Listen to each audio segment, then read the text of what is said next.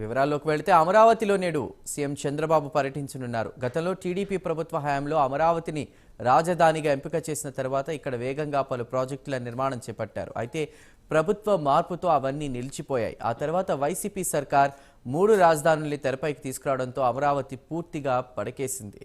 ఈ నేపథ్యంలో అక్కడ తాజా పరిస్థితిని చంద్రబాబు పరిశీలించనున్నారు.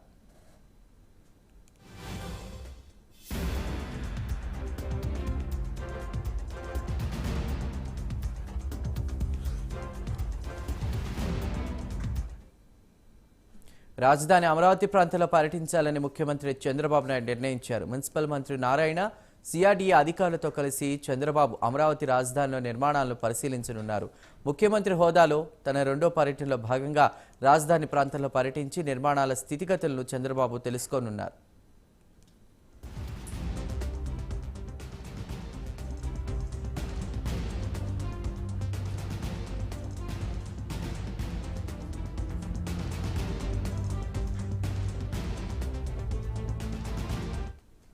సీఎం చంద్రబాబు తన నివాసం నుండి ఉదయం 11 గంటలకు అమరావతి పర్యటనకు బయలుదేరతారు. ఉండవల్లిలో గత వైసీపీ ప్రభుత్వం కూల్చిన ప్రజావేదిక నుంచి సీఎం చంద్రబాబు తన పర్యటనను ప్రారంభిస్తారు. తర్వాత ఉద్దండరాయునిపాలెంలో ప్రధానమంత్రి నరేంద్ర మోదీ గతంలో రాజధానికి శంకుస్థాపన చేసిన ప్రాంతానికి చంద్రబాబు చేరుకుంటారు. అక్కడి నుండి seed axis road, all India services అధికారులు, మంత్రులు, న్యాయమూర్తుల గృహ సముదాయాలను, ఇతర నిర్మాణాలను కూడా పరిశీలిస్తారు.